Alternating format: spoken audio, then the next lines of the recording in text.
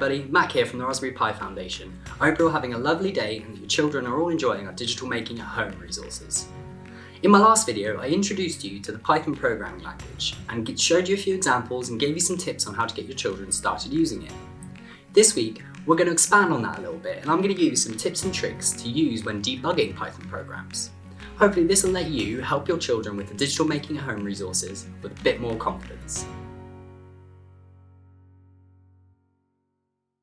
We're going to jump into some common error types in Python in a little bit, but first I'd like to talk to you about a couple of ways that you can help before you even look at code. When people first start learning Python, expect to hear the phrase, "it's not working," quite a lot. When you first encounter problems, they can be a bit confusing, and so they don't really know how to articulate what the problem is. If they come to you and say it's not working, the best thing to do is ask them to tell you about the problem. Ask them leading questions like, what were you trying to do?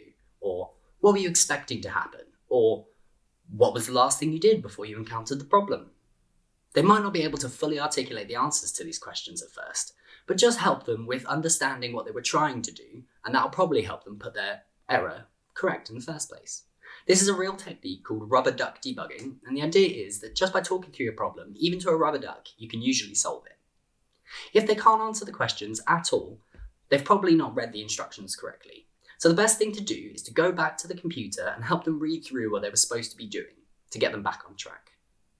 You'll find that most errors that your child will encounter can be solved this way because the projects that they're working through are very well documented, so they should have very thorough instructions and know what they're trying to do. Let's jump in and start looking at some common errors found in Python. The first type I'd like to look at are called syntax errors. Syntax errors occur when there's something in your code that Python doesn't understand. Usually this is because of a misspelt variable or a missing piece of punctuation. You might remember this example from last time. Our simple hello world program that should just output this message, hello world, to the screen, now has an error. It says the name message is not defined. Now this error can be fixed by making sure that my variable names are the same wherever I use them. So when I declared it, it had a lowercase m, but when I'm using it, it has an uppercase m, and I need to fix that. Just one letter, changing that uppercase to a lowercase, and my program should now run. You'll find that most fixes in Python are like that. Just one letter or one piece of punctuation, and your whole program will run. Let's have a look at some more syntax errors. This program is a bit more complicated, but bear with me. Let's just give it a run and see what's happening. So it's telling me I'm getting a syntax error, and it tells me it's on line 14. So if I scroll down and have a look at line 14, it might not appear obvious what is wrong with it, but a good way to check is to have a look at the other similar statements. So here we've got an elif, and another down here, and you'll notice that they both end in colons. Now it's telling me that there's something at the end that is missing, so that's probably a good bet. Adding in a colon will fix my syntax error. Now let's run it again and see if I have any more. I've got another one, this time on line 18. So if I have a look at line 18, I'll check it has got a colon, so that's not it. Its elif is lit up properly with the pink highlighting, so I know that's the correct keyword. Now, what might be happening, and this happens sometimes, is that the line above has an error. And Python is trying to find a missing piece of punctuation, and so it looks on the next line, but still can't find it. In this case, I've missed a bracket. Now, there's one more syntax error that I can see, and this is because of a lack of highlighting. You'll notice print has gone pink in both of these places, but not down here. That's because I'm missing an I in this print statement, and you can see it's fixed because it's highlighted pink again. Now let's run my code and see if it works. Yay! If you'd like to find out more about syntax errors, we've included a short article below. This is just a little bit of extra reading that will give you a bit more information on the types of syntax errors that often occur in Python. It only takes about 2 minutes, and you can find it at rpf.io/syntax.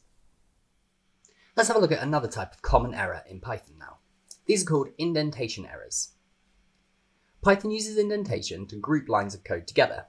You might remember this program again from my last video, which was a countdown timer that should count down from 10 and then print blast off. At the moment, I'm getting an indentation error on line 5. Both of these lines inside this while loop should run together, and therefore they should line up. At the moment, they're a bit higgledy-piggledy, so Python doesn't understand whether the top line should be in it, the bottom line, or both of them. It's confused, and so it's throwing us an error. In order to fix this, I need to make sure all the lines inside my while loop are lined up together. Pushing my print statement back should fix my code. Perfect. Now we've got my blast off functionality. This is quite a simple example of indentation errors and doesn't really look like what your child might come to you with. So let's have a look at a bit more of a complicated example. Again, this script is a lot more complex, but bear with me, I'm going to talk you through the bits that are important. Let's run my code and see what happens. So on line 33, I'm getting an indentation error. Now I'm just going to check whether it's lined up with other things. Now I can see I'm probably going to have an issue on line 34, but let's just deal with this one first. This line seems to be in the right place, but again, if I look at the line above, I seem to have an unindented line with no reason for an unindent. Indented lines should usually come after an if statement, or they should line up with the lines around them. So if I push this one in one space, we'll see that it now lines up with the line above it and it's inside the if statement, and that should work. Let's have a go and see if there's any other indentation errors. Like I said, now there's one on line 34. I can tell this one is wrong because it's underneath an if statement, but it hasn't been pushed in. So Python doesn't know whether this line should be included in this if statement, and if not, there's nothing in here, and so it's confused. So once again, I'll just push this in to fix this error. Now this piece of code might not look neat immediately, but if we have a quick look, we can see that the ifs and elses line up everywhere. So this if is in line with this elif, this if is in line with this elif, and all the lines in between are pushed into the same amount. This is a neat looking piece of code that will probably run. Perfect. We've also included an article about indentation below as well. It'll take about 2 minutes again, but it'll just give you a bit more information about how indentation works in Python. You can find that at rpf.io/indent. The last type of error I'd like to look at with you today are called logic errors.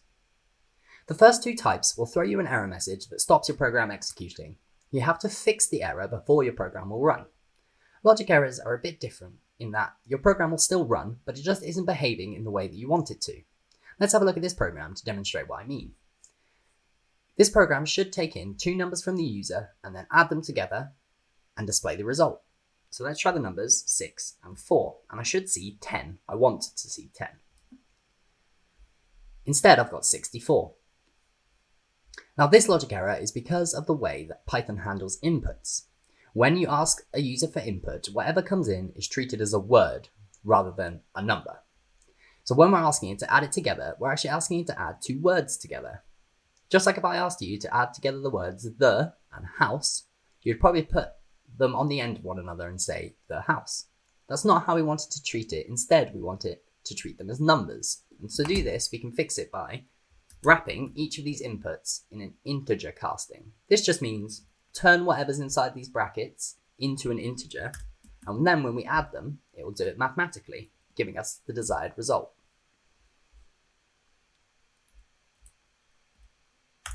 Yay, we got 10 this time. My logic error is fixed. With logic errors, the best thing to do is to help your child reread through the instructions. It just be that they've missed one piece of logic or one function and the code is not working properly. Help them read through and understand what they were trying to do. That's all from me today. I hope you enjoyed this video on Python debugging and that your children are enjoying the digital making at home resources. If there's anything that you would like to see in future videos, please let us know. We'd love to hear. Thank you again for watching, and until next time, happy coding.